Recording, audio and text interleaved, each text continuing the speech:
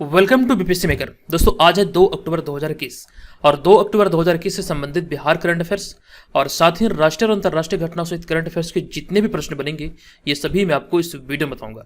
लेकिन जो पिछले वीडियो में मैंने आपसे प्रश्न पूछा था सबसे पहले उसे देख लेते हैं।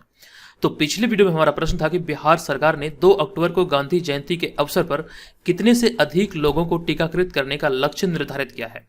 तो इस प्रश्न का हमारा राइट आंसर होगा ऑप्शन नंबर सी, 35 लाख से अधिक लोगों को टीकाकृत करने का लक्ष्य रखा गया बिहार सरकार द्वारा 2 अक्टूबर को गांधी जयंती के अवसर पर, यानी कि आज।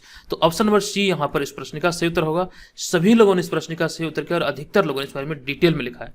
तो जो भी प्रश्न आप लोगों से वीडियो में पूछा जाता है आप लोग से लिखिए और विस्तार पूर्वक लिखा कीजिए। और यहाँ पर मैं बता दूं कि जनवरी से लेकर के अब तक यूं ही करंट अफेयर्स के वीडियो चैनल पर अपलोड हुए हैं और साथ ही साथ सभी मंथ के करंट अफेयर्स के पीडीएफ का लिंक आपको इस वीडियो के डिस्क्रिप्शन में दिया गया है। आप वहां पर जाकर इसके पीडीएफ फाइल को भी डाउनलोड कर पाएंगे।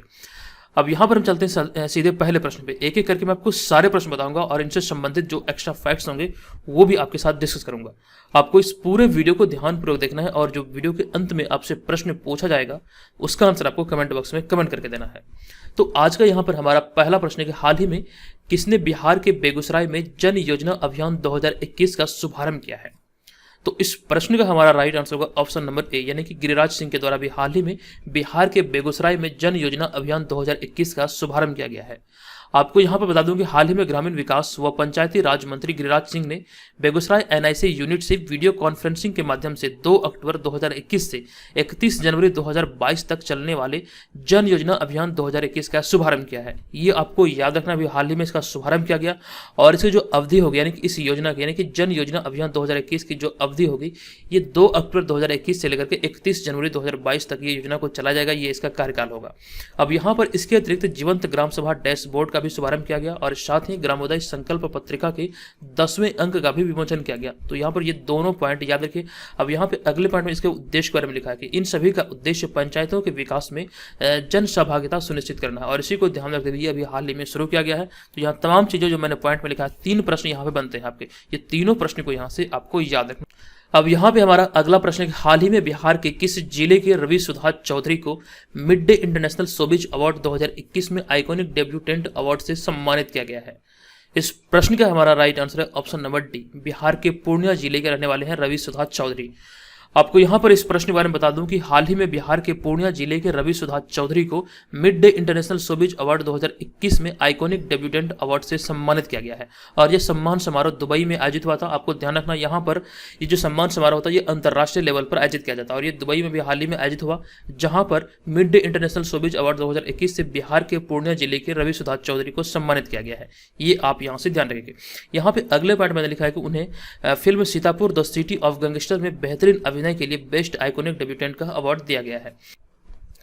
अब यहाँ पे हमारा अगला पॉइंट है, यह film OTT platforms MX player पर धमाल मचा रही है। इसका कहने का तात्पर्य यह है कि ओटीटी प्लेटफॉर्म एमएक्स प्लेयर पर यह फिल्म बहुत ज़्यादा अच्छी चल रही है, अच्छी खासी टीआरपी अर्निंग कर रही है। अब यहाँ पर आपको बता दूं कोरोना संक्रमण काल के दौरान इसमें बहुत ज़्यादा चेंजेस भी आप लोग जानते होंगे। Amazon prime video, Hotstar, VIP, Airtel extreme, ये सारे जो ओटीटी प्लेटफॉर्म है यहाँ पर कोरोना संक्रमण की वजह से फिल्मों का जो सिलसिला है वो बहुत तेजी से बढ़ा और ये ऑनलाइन माध्यम से यहाँ पर बहुत ज़्यादा फिल्में रिलीज भी हुई है। तो ये सारे पॉइंट यहाँ से आप याद रखेंगे और इन्हीं में यहाँ पे आप देख रहे हैं कि एमएक्स प्लेयर है। तो एमएक्स प्लेयर पर इनकी जो फिल्म है यानी कि रवि सुधा चौधरी की जो फिल्म है, इस फिल्म का नाम है Sitapur the city of gangster और ये फिल्म बहुत ज़्यादा धमाल मचा रही है और इसी फिल्म के लिए इन्हें ये आइकॉनिक डेब्यूटेंट का अवार्ड भी दिया गया है। तो ये आप यहाँ से याद रखिए।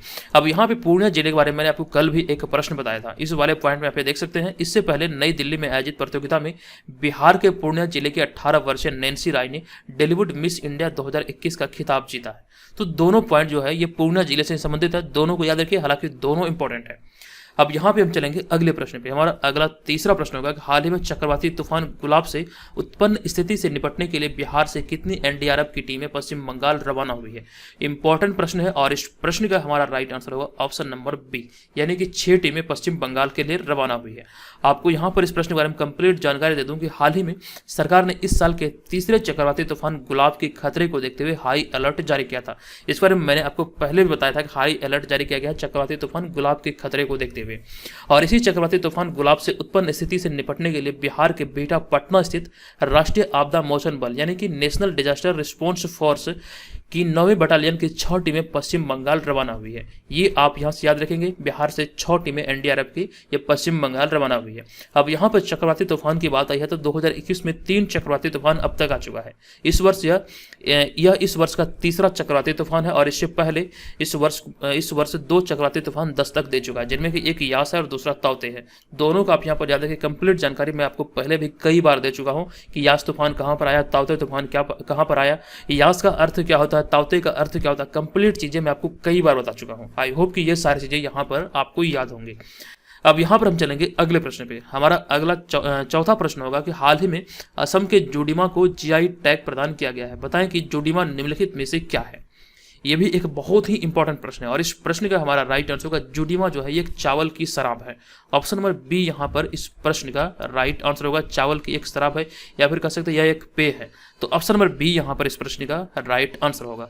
आपको बता दूं कि जोडीमा असम में घर की बनी चावल की शराब है जिसे हाल ही में जीआई टैग प्रदान किया गया है। और फिर यहाँ पे हमारा अगला पॉइंट है कि जोडीमा चावल से बना एक स्थानीय किण्वित पेय है जिसे असम में दिमासा समुदाय द्वारा बनाया जाता है। तो यहाँ से संबंधित जानकारी ये भी याद रखेंगे। ये देखिए, हालांकि शराब की श्रेणी में इसे रखा गया है, चावल से ये निर्मित होता है और ये असम में दिमासा समुदाय के द्वारा तैयार किया जाता है। ये आप यहाँ से याद रखेंगे। यहाँ से आपके प्रश्न भी बन सकते हैं कि दिमासा समुदाय किस मतलब के राज्य से संबंधित है, तो असम से संबंधित है। अब यहाँ पे देखिए, मैंने अगले पॉइंट में एक और को ऐड किया है कि इनके अतिरिक्त हाल ही में राजस्थान के सोजत मेहंदी और नागालैंड की नागा खीरा को जीआई टैग प्रदान किया गया है। दोनों अभी हाल ही में 4 से 5 दिन पहले का न्यूज है जो कि मैंने आपको बताया था। तो तमाम चीजें यहाँ से आप याद रखें। और मैंने ये भी आपको बताया था कि जो जीआई टैग है ये क्या है और ये क्यों दिया जाता है, पहली बार भारत में किस उत्पाद को जीआई टैग मिला था। तो ये सारी तमाम चीजें मैं आपको बता चुका हूँ, आई थिंक 2 से 4 दिन पहले। अब यहाँ पे हमारा अगला 5वां प्रश्न है कि हाल ही में लिखित पुस्तक the battle of Rezang law के लेखक निम्न में से कौन है। तो इस प्रश्न का हमारा राइट आंसर होगा ऑप्शन नंबर बी, यानी कि कुलप्रीत यादव इस प्रश्न का राइट आंसर होगा। आपको यहाँ पर इस प्रश्न बारे बता दूं कि हाल ही में लिखित शीर्षक the battle of Rezang law के लेखक कुलप्रीत यादव हैं। अब यहाँ पर इस पुस्तक के बारे में लिखा गया है कि यह किताब में 120 भारतीय सैनिकों की कहानी दर्शाई गई है जिन्होंने 1962 में भारत चीन युद्ध में लगभग 5000 चीनी सैन्य सैनिकों के खिलाफ एक जंग लड़ी थी। यानी कि आपको यहाँ पर याद रखना, ये जो पुस्तक आधारित है ये भारतीय सैनिकों पर आधारित है और ये भारतीय सैनिकों के उस युद्ध पर आधारित है जो कि 1962 में भारत चीन युद्ध का हिस्सा रहे थे, जिसमें कि भारतीय सैनिकों ने लगभग 120 भारतीय सैनिकों ने 5000 चीनी सैनिकों के खिलाफ जंग लड़ी थी। तो यहाँ पर ये आपको याद रखना, ये पुस्तक भारतीय सैनिकों के 1962 के भारत चीन युद्ध पर ही आधारित है, जिसके लेखक हैं कुलप्रीत यादव, जो भी हाल ही में ये पुस्तक को प्रकाशित किया गया। अगर हम बात करें प्रकाशन की तो यह पुस्तक पेंगुइन रैंडम हाउस की वीर छाप के तहत प्रकाशित की गई है। तो यहाँ से ये आप याद रखेंगे, पेंगुइन रैंडम हाउस की ओर से इसे प्रकाशित किया गया है। तो ये तमाम जानकारी यहाँ से आप याद रखें। कई बार पुस्तक से भी आपके प्रश्न बनते हैं, पुस्तक के लेखक का नाम आपसे पूछा जाता है, तो ये तमाम चीज़ों को आप यहाँ पर याद रखें। जो भी इंपॉर्टेंट पुस्तक वाले, जो मतलब कह सकते हैं जो भी इंपॉर्टेंट पुस्तक और लेखक है, वो तमाम चीज़ें, वो तमाम जो फैक्ट्स है, जो तमाम प्रश्न है, वो ऑलरेडी मैं आपको डेली करंट अफेयर्स वाले वीडियो में सम्मिलित करता हूँ। जनवरी से लेकर के अब तक ये रेगुलर मैं आपको बताया हूँ। तो सारी चीज़ों को आप लोग याद रखें, उसका नोट जरूर तैयार कर लीजिए। अब यहाँ पे हम चलते हैं अगले छठे प्रश्न पे। हमारा छठा प्रश्न है कि भारत की सानिया मिर्जा और किस देश की उनकी जोड़ीदार झांग सुआई ने ओस्ट्रावा ओपन में महिला युगल का खिताब जीता है। तो इस प्रश्न का हमारा राइट आंसर होगा ऑप्शन नंबर डी, चीन की मतलब यह है झांग सुआई। तो दोनों ने संयुक्त रूप से ओस्ट्रावा ओपन में महिला युगल का खिताब जीता है। ऑप्शन नंबर डी यहाँ पर इस प्रश्न का राइट आंसर होगा। आपको बता दूं कि हाल ही में भारत की सानिया मिर्जा और चीन की उनकी जोड़ीदार झांग सुआई ने ओस्ट्रावा चेक गणराज्य में ओस्ट्रावा ओपन में महिला युगल फाइनल में महिला युगल का खिताब जीता है। तो यहाँ पर ये आपको याद रखना है। और इन दोनों की जोड़ी ने अमेरिकी कैटलिन क्रिश्चियन और न्यूजीलैंड की एरिन रॉटलिफे की जोड़ी को फाइनल मुकाबले में 6-3 और 6-2 से हराया है, जिसके बाद इन्होंने मतलब ओस्ट्रावा ओपन महिला युगल का खिताब इन दोनों ने जीत लिया। आपको ध्यान रखना, इन दोनों के जो विजेता ये सानिया मिर्जा भारत की और चीन की झांग सुआई है। अब यहाँ पे हमारा अगला 7वां प्रश्न है कि हाल ही में मास्टर कार्ड इंक ने अपने वैश्विक ब्रांड एम्बेसडर के रूप में निम्नलिखित में से किसे नामित किया है। तो इस प्रश्न का हमारा राइट आंसर होगा ऑप्शन नंबर ए, यानी कि मैग्नस कार्लसन इस प्रश्न का राइट आंसर होगा। आपको बता दूं कि उच्चतम श्रेणी के शतरंज खिलाड़ी मैग्नस कार्लसन को हाल ही में मास्टर कार्ड इंक ने अपने वैश्विक ब्रांड एम्बेसडर के रूप में नामित किया है। ये आपको यहाँ से याद रखना है। अब यहाँ पे हमारा अगला पॉइंट है, यह कदम मास्टर कार्ड द्वारा खेल प्रायोजन की अपनी प्रतिष्ठित सूची में शतरंज को जोड़ने के लिए एक कदम का हिस्सा है। और यहाँ पर आपको यही ध्यान रखना है, ये भी शतरंज को अपने खेल प्रायोजन की सूची में जोड़ने के लिए मास्टर कार्ड द्वारा यह कदम उठाया गया है, जो कि इसके तहत वैश्विक ब्रांड एम्बेसडर के रूप में प्रसिद्ध या फिर कह सकते हैं उच्चतम श्रेणी के शतरंज खिलाड़ी मैग्नस कार्लसन को मतलब कि ब्रांड एम्बेसडर नियुक्त करने की घोषणा किया गया या फिर नामित किया गया।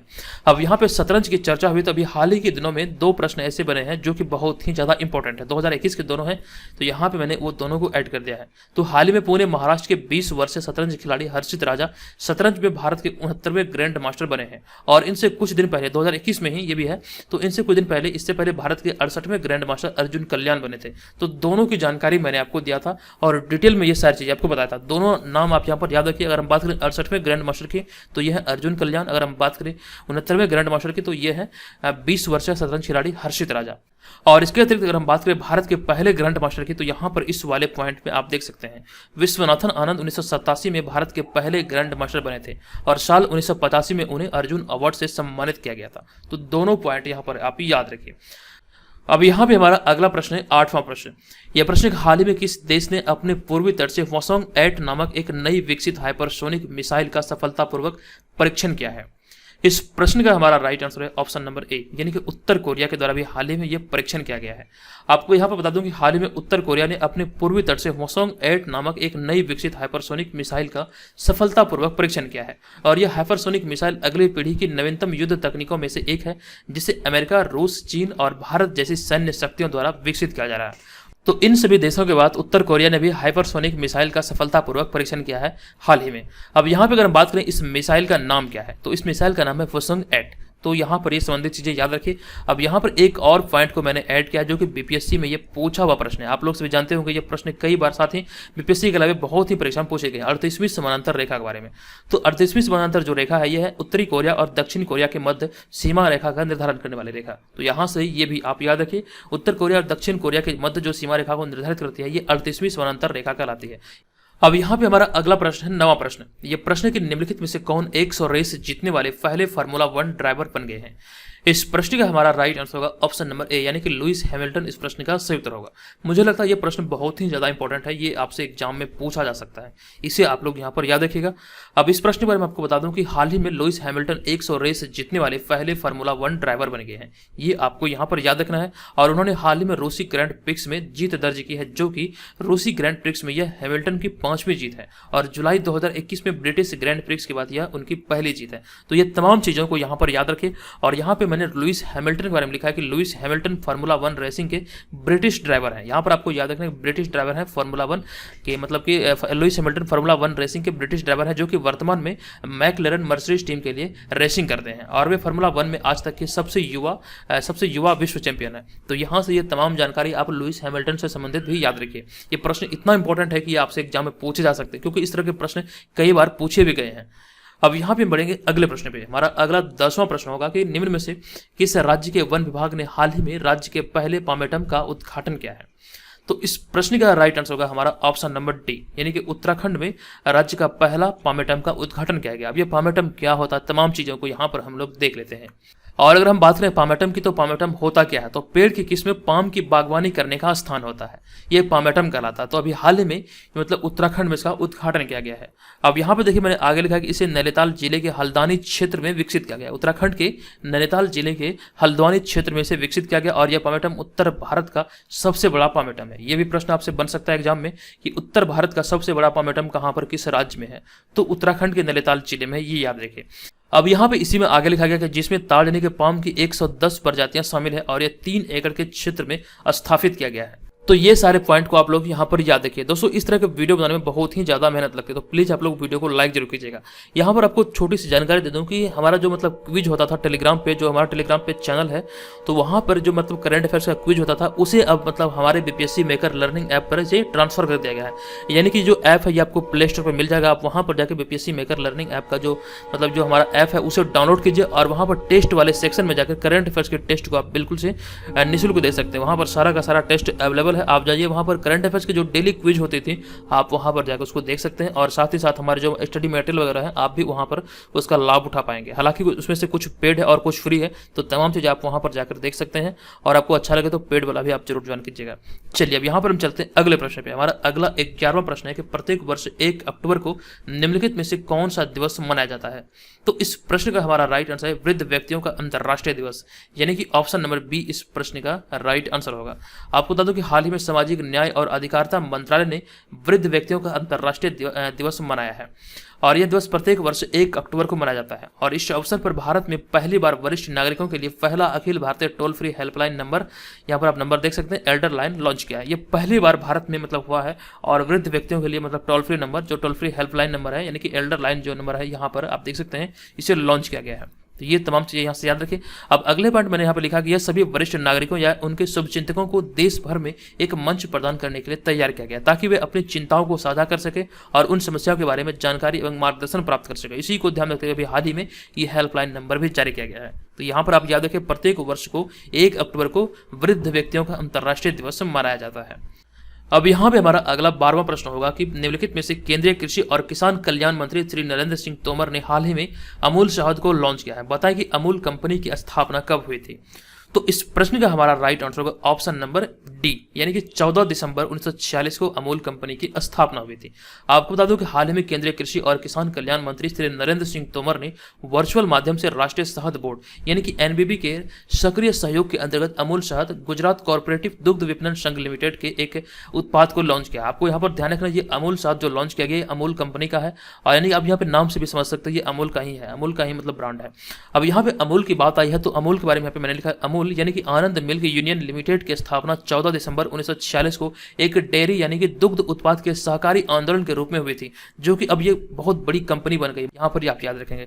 और अमूल के प्रमुख उत्पाद जो है दूध के पाउडर, मक्खन, बटर, घी, चीज, दही, चॉकलेट, श्रीखंड, आइसक्रीम, पनीर, गुलाब जामुन आदि इसके प्रमुख उत्पाद हैं। अब यहाँ पर हम चलते हैं आज के इस वीडियो के प्रश्न की ओर। आज के इस वीडियो का हमारा प्रश्न का हाल ही में मिड डे मील योजना का नाम बदलकर क्या कर दिया गया है। इस प्रश्न के बारे में कंप्लीट जानकारी मैंने आपको दिया, इसका आंसर क्या होगा कृपया आप लोग मुझे कमेंट करके बताइए, और आप चाहें तो यहाँ पर हमें डिटेल में भी सारी चीज़ों को लिख सकते हैं। और जो लोग हमारे पेड ग्रुप को ज्वाइन करने इच्छुक हैं, यहाँ पर फिलहाल हमारे इस व्हाट्सअप नंबर पर हमें मैसेज करके मतलब इस पेड ग्रुप को ज्वाइन कर सकते हैं। और ध्यान रखिए आपको ऐप पर अभी फिलहाल मतलब मेंबरशिप नहीं लेना, अभी फिलहाल यहाँ पर आपको इसी माध्यम से मेंबरशिप लेना है, आपका ऐप पर भी एक्टिव हो जाएगा। तो आपको यहाँ पर ध्यान रखना है, आप डेमो पीडीएफ मंगा के देखिए, उसके बाद निर्धारित कीजिएगा आपको इसे ज्वाइन करना या फिर नहीं। तो दोस्तों आज के इस वीडियो में इतना ही, मिलेंगे नेक्स्ट वीडियो में, तब तक के लिए धन्यवाद, जय हिंद। अगर आप घर बैठे रहकर बिहार में आयोजित होने वाले किसी भी कंपीटेटिव एग्जाम की तैयारी में लगे हैं तो यहाँ से आप अपनी तैयारी को बेहतर कर सकते हैं। आपको बता दूं कि अभी हाल ही में इस चैनल के माध्यम से एक ई बुक लॉन्च किया गया। आप यहाँ पर इस इमेज में देख सकते हैं। इस ई बुक की खासियत यह है कि विगत 28 वर्षों से बिहार में जितनी भी परीक्षाएं आयोजित हुई है उसके प्रश्नों को इसमें शामिल किया गया। ये हिंदी और अंग्रेजी दोनों भाषाओं में, यानी कि ये बाइलिंगुअल है। आप इसे यहाँ पर देख सकते हैं। 2500 से अधिक प्रश्नों का इसमें संग्रह किया गया है। आपको यहाँ पर बता दूं कि प्रीवियस ईयर जो क्वेश्चन होते हैं वो आपके लिए बहुत ही ज़्यादा इंपॉर्टेंट होते हैं, क्योंकि जब आप किसी एग्जाम की तैयारी करते हैं तो उस एग्जाम से संबंधित प्रीवियस ईयर क्वेश्चन का अगर आपके पास ई बुक हो या फिर बुक हो तो वो आपके लिए एकदम से वरदान सिद्ध होता है, क्योंकि प्रीवियस ईयर क्वेश्चन ही आपको ये बताता है कि प्रीवियस ईयर में किस प्रकार से प्रश्न पूछे गए हैं। वहां से आपको ये समझ आता है कि किस प्रकार से आपको तैयारी करना चाहिए, कहां से प्रश्न आपसे एग्जाम में पूछे जाते हैं, वो सारा समझ आपको प्रीवियस ईयर क्वेश्चन से ही आएगा। चलिए वीडियो में आगे बढ़ते हैं और यहाँ पर मैं आपको पेड ग्रुप के बारे में बताता हूँ। अगर आप घर बैठे 67वीं बीपीएससी प्राइमरी परीक्षा और बीपीएससी सीडीपीओ इन दोनों परीक्षाओं की तैयारी में लगे हैं तो यहाँ से आप अपनी तैयारी को बेहतर कर सकते हैं। ये जो ग्रुप है ये आपको बीपीएससी सहित जो भी बिहार में परीक्षाएं आयोजित होती है सभी एग्जाम के दृष्टिकोण से ये महत्वपूर्ण हो सकता है। जो भी खास करके लड़कियों और महिलाएं घर बैठे एग्जाम की तैयारी करते हैं उनके लिए ये ग्रुप बहुत ही ज़्यादा इंपॉर्टेंट सिद्ध हो सकता है, क्योंकि यहाँ पर मैं बहुत सारी चीज़ें आपको बेहतर क्वालिटी का प्रोवाइड करा रहा हूँ। यहाँ पर आप सारी चीज़ों को देखिए, यहाँ पर आपको इस ग्रुप में क्या क्या चीज़ें मिलेगी ये आप सारी चीज़ों को देख के ही समझ पाएंगे। तो यहाँ पर सबसे पहले मैं आपको जो प्रोवाइड कराऊंगा ये होगा सबसे पहला हमारा टेस्ट सीरीज, जो कि बीपीएससी पैटर्न पर आधारित होगा। ये मॉडल सेट होगा। यहाँ पर आपको 50 प्रैक्टिस सेट देखने को मिलेगा और सारे के सारे प्रश्न जो इसमें होंगे वो आपको विद एक्सप्लेनेशन देखने को मिलेगा। ये बेहतर क्वालिटी का होगा। सारे के सारे प्रश्नों का एक्सप्लेनेशन आपको अच्छी क्वालिटी का देखने को मिलेगा, ये ध्यान रखिएगा। और दूसरा जो महत्वपूर्ण चीज आपको मिलेगा वो मिलेगा बिहार करंट अफेयर्स के अलावा राष्ट्रीय और अंतर्राष्ट्रीय करंट अफेयर्स, जो कि आपको एक वर्ष का करंट अफेयर्स यानी कि जनवरी 2021 से लेकर के दिसंबर 2021 तक के करंट अफेयर्स यहाँ पे आपको पेड ग्रुप में प्रोवाइड किया जाएगा। ये डेली मिलेगा, मंथली मिलेगा, साल का अंत होगा, वार्षिकांक भी मिलेगा। तो ये सारे यहाँ पे ध्यान रखिएगा। और उसके बाद जो हमारा मेन होगा वो होगा बिहार जीके। यहाँ पर आपको संपूर्ण बिहार जीके का 2 पीडीएफ मिलेगा। आपको दोबारा कहीं से भी बिहार जीके या फिर बिहार करंट अफेयर्स पढ़ने की आवश्यकता नहीं है। ये पूरी की पूरी जिम्मेवारी हमारी है। जो भी प्रश्न पूछे जाएंगे यहीं से प्रश्न पूछे जाएंगे, ठीक है, ये ध्यान रखिएगा। ये भी आपको यहाँ पे प्रोवाइड किया जाएगा 2 वॉल्यूम में। और उसका जो हमारा नेक्स्ट होगा वो होगा बीपीएससी का प्रीवियस ईयर क्वेश्चन। ये भी बहुत ही ज़्यादा इंपॉर्टेंट है, ये आपके बीपीएससी एग्जाम में सफलता पाने में आपकी बहुत ही ज़्यादा हेल्प करेगी। और उसका जो हमारा नेक्स्ट होगा वो होगा, यहाँ पे आप देख सकते हैं बिहार तथा राष्ट्रीय और अंतर्राष्ट्रीय घटनाओं का करंट अफेयर्स होगा 2020 वाला वार्षिक अंक। अगर आपको जरूरत हो तो ये भी आपको प्रोवाइड होगा, क्योंकि बीपीएससी एग्जाम में विगत 18 माह के करंट अफेयर्स से पूछे जाते हैं। तो अगर आपको इसका जरूरत हो तो ये भी आप यहाँ पे प्राप्त कर सकते हैं। इसके अलावा कुछ पीडीएफ हैं जो कि जैसे देख सकते हैं यहाँ पे प्राचीन इतिहास का और संपूर्ण विश्व इतिहास का पीडीएफ, ये सारे और भी छोटे छोटे पीडीएफ है जो कि आपको यहाँ पे मिलेगा। तो मेनली जो हमारा होगा ये 4 सेक्शन होगा, यानी कि टेस्ट सीरीज, करंट अफेयर्स, संपूर्ण बिहार जीके और बीपीएससी प्रीवियस ईयर क्वेश्चन, ये चारों यहाँ पर आपको पेड ग्रुप के अंतर्गत प्रोवाइड किया जाएगा। तो देखिए, अगर आप इसे ज्वाइन करना चाहते हैं तो यहाँ पर जो आपको ये व्हाट्सअप नंबर दिख रहा है, इसी व्हाट्सअप नंबर पे आपको pre21 लिख के मैसेज करना है। ध्यान रहे, आपको कॉल नहीं करना है, बल्कि इस पे व्हाट्सअप पे मैसेज करना है pre21 लिख के। यहाँ पर आपको कंप्लीट इन्फॉर्मेशन दिया जाएगा कि यहाँ पर आपको क्या क्या चीज़ें मिलेगी, आपको कैसे पेमेंट करना है, वो सारी इन्फॉर्मेशन आपको ये मैसेज करने के बाद मिल जाएगी। अब यहाँ पर आप ध्यान रखिएगा, ये 1 वर्ष की वैलिडिटी के साथ है। इसका जो फी है ये 399 रुपया है। ये 399 रुपये में ये सारी चीज़ें आपको प्रोवाइड की जाएगी। 399 रुपया कोई बड़ी रकम नहीं होती है। अगर आप मार्केट में देखेंगे जो बीपीएससी का टेस्ट सीरीज अवेलेबल है वो आपको 1000 से 1500 रुपये में आपको 10 से 15 टेस्ट अवेलेबल कराता है। यहाँ पर मैं आपको 399 में आपको यहाँ में 50 प्रैक्टिस सेट, 1 वर्ष का current affairs, Bihar GK, BPSC previous year question, ये सारे मैं आपको यहाँ पे प्रोवाइड करा रहा हूँ। आपको क्वालिटी के मामले में किसी भी प्रकार की कोई संदेह नहीं होना चाहिए। अगर आपसे डेमो मंगाना चाहते हैं तो व्हाट्सअप नंबर पर हमें pre21 लिख के मैसेज कीजिए, आप डेमो का डिमांड कीजिए, आपको डेमो पीडीएफ मिल जाएगा। वहाँ पर आप देखेंगे, वो आप क्वालिटी को देख के समझ पाएंगे किस प्रकार से हम यहाँ पे आपके लिए मेहनत कर रहे हैं और किस प्रकार से कंटेंट आपको प्रोवाइड करा रहे हैं। तो आप भी इसे ज्वाइन कर सकते हैं, आप अपनी तैयारी को बेहतर आयाम दे सकते हैं, अपनी तैयारी को नई दिशा दे सकते हैं। यहाँ से अगर आप हमारे मतलब इस स्टडी मटेरियल को फॉलो करते हैं तो आपसे मेरा वादा है कि इतनी सारी चीज़ों को कवर करने में आपका 40 से 50% समझिए कवर हो जाएगा। क्योंकि बीपीएससी परीक्षा में 150 प्रश्न पूछे जाते हैं, उसमें करंट अफेयर्स का जो सेक्शन होता है वहाँ से लगभग 38 प्रश्न पूछे जाते हैं। तो 38 प्रश्न हो गया। बिहार जी के अगर मैं 10 ही मान लूँ तो 38 10 कितना हो गया, 48 48 हो गया। और यहाँ पे मैं आपको बता दूं कि पिछले वर्ष जो 66वें बीपीएससी आयोजित हुआ था तो वहाँ पे हमारे टेस्ट सीरीज से 26 प्रश्न आए थे, 26 से 27 प्रश्न हमारे टेस्ट सीरीज से आए थे। समझिए इतने सारे यहाँ से मतलब प्रश्न हमारे स्टेट से पूछे गए हैं। तो आप भी यहाँ पर हमारे पे भरोसा करके इसको ज्वाइन कर सकते हैं और अपनी तैयारी को बेहतर कर सकते हैं। ठीक है, ये ध्यान रखिएगा। तो दोस्तों आप भी इसे ज्वाइन कीजिए, बहुत सारे मेंबर ऑलरेडी से ज्वाइन कर चुके हैं। चलिए मिलेंगे नेक्स्ट वीडियो में। ये वीडियो कैसा लगा कृपया कमेंट करके जरूर बताइएगा। चलिए धन्यवाद, जय हिंद।